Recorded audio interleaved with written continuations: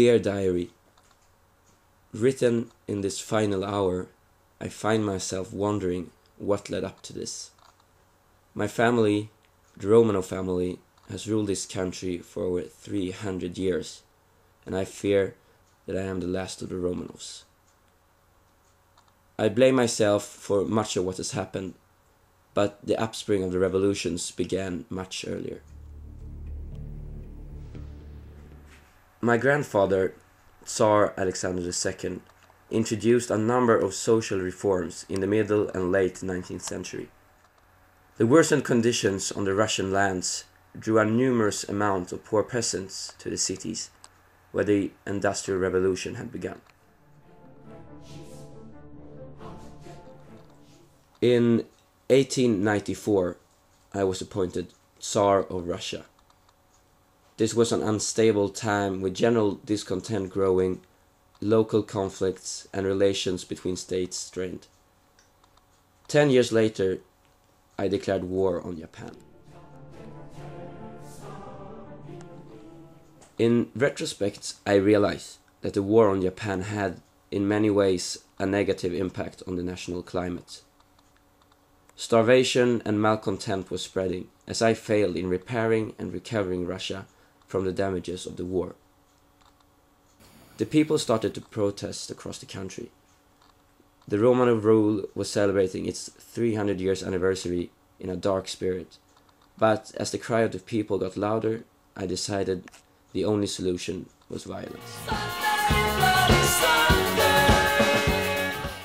It was Sunday the 22nd of January. The protests were vast, and I ordered my Cossacks to do whatever necessary to regain control over the masses.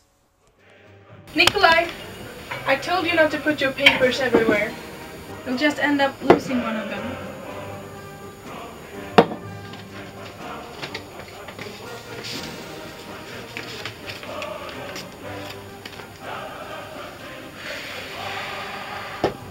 This old paper again.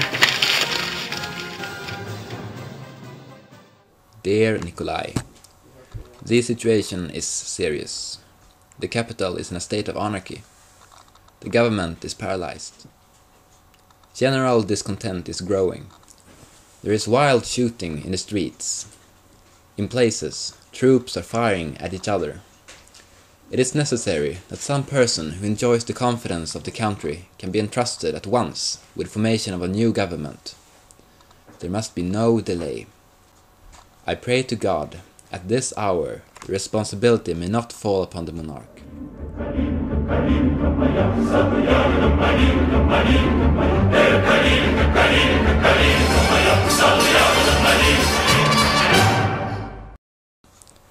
Mikhail Rodzianko, President of the State Duma, 26th of February 1917. The years that came were chaotic, and I realized now that I had failed as a leader. Lenin, the communist leader, started getting followers. The working class in the cities were becoming more powerful and angrier by the minute. My indecisiveness and lack of leadership and poor decision-making made me lose all my credibility. My empire was falling apart, and in February 1917 I was forced to abdicate. The power was claimed by a provisional government, and they were the ones who brought me and my family here. And only a few months later, my beautiful home, the Winter Palace, was stormed by the Bolsheviks. I fear my days are numbered.